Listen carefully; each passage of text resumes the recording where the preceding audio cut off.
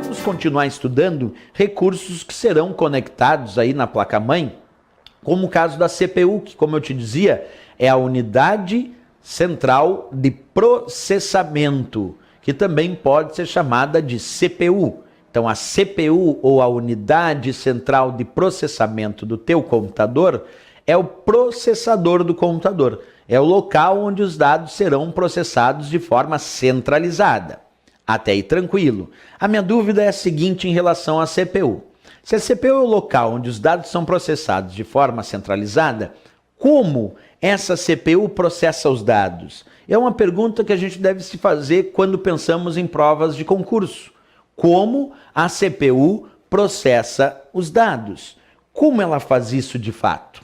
O entendimento é com operações de entrada, de saída e também com relação de operações de entrada e saída com as memórias do computador.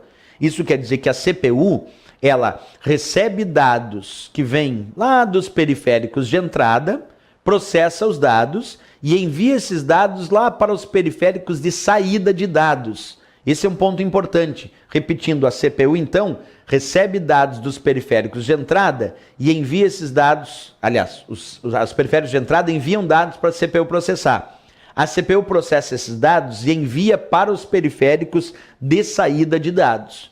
A CPU também pode realizar operações de entrada e saída em relação às memórias do computador. Por exemplo, a memória principal, a qual a CPU envia dados para armazenar na memória principal, mas ela também recebe dados aí da memória principal do computador. Então a CPU se relaciona com os periféricos de entrada e de saída e se relaciona também com as memórias. Para deixar isso um pouco mais palpável, para a gente perceber isso, eu fiz um esqueminha aqui para ti. Tu imagina que eu tenho a ideia, observa aqui, de um teclado. Então eu coloquei aqui um teclado como um periférico de entrada. Professor, por que o teclado é um periférico de entrada do meu computador? Porque quando tu digita dados no teclado, tu está enviando dados para a CPU, para o processador processar.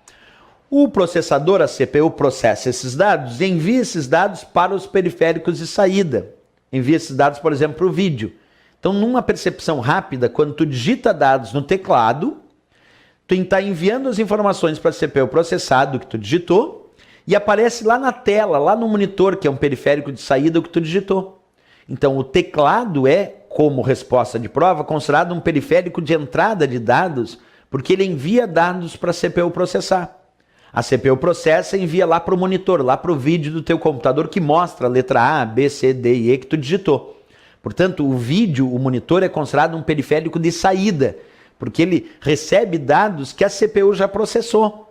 Agora, temos situações onde os periféricos podem ser de entrada e saída ao mesmo tempo.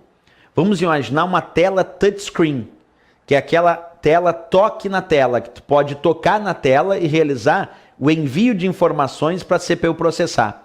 Então, um monitor touchscreen, monitor toque na tela, é considerado um periférico de entrada e saída simultaneamente. Percebe? Enquanto o teclado é um periférico de entrada e o vídeo, o monitor, é só um periférico de saída, se a prova cobrar um monitor touchscreen, um monitor toque na tela, ele realiza a entrada de dados para a CPU e também recebe dados que a CPU processou. Portanto, um monitor touchscreen é considerado um periférico de entrada e saída. Quer ver outros exemplos? O mouse. O mouse é um periférico de entrada, porque ele envia dados para a CPU processar. Quando tu movimenta o mouse ou clica nele, ele está enviando essas informações, esses dados para a CPU processar. E ao mesmo tempo, o contrário, observa, eu tenho uma impressora. Aí tu imagina que tu mandou imprimir alguma coisa. Com o mouse, tu deu o comando imprimir. Então tu mandou uma informação para a CPU processar. A CPU recebeu essa informação e imprimiu lá na impressora. Se a impressora está imprimindo, é porque esses dados já foram processados. A impressora é um periférico de saída. Outro exemplo, um scanner. Um scanner é um periférico de entrada, porque ele serve para digitalizar uma imagem ou um documento. Tu coloca o documento ou a imagem no scanner, ele envia para a CPU processar e aparece essa imagem lá na tela do teu computador, que é o periférico de saída. Mas o scanner é só periférico de entrada. Agora olha um detalhe, se a impressora é periférico de saída e se o scanner é um periférico de entrada, tu imagina que tu comprou uma impressora multifuncional. Bem, uma impressora multifuncional tem scanner e tem impressora. Então, se a impressora multifuncional tem scanner e tem impressora, então a impressora multifuncional é um periférico de entrada e saída simultaneamente. Se eu pegar só impressora, é só periférico de saída. Só scanner, só periférico de entrada. Mas a impressora multifuncional é um exemplo de periférico de entrada e saída simultaneamente. Outro exemplo, vamos pegar um microfone. Um microfone é só um periférico de entrada. Por quê, professor? Porque envia dados do que eu estou falando aqui, da minha voz, para a CPU processar. E a caixa de som, o alto-falante, é um periférico de saída, porque eu estou ouvindo lá o que a CPU já processou. Então, microfone só periférico de entrada e a caixa de som só periférico de saída. E por aí vai, nós temos então sempre que entender o porquê que um periférico é considerado de entrada. Porque envia dados para a CPU processar. Por que um periférico é considerado de saída? Porque recebe dados que a CPU já processou.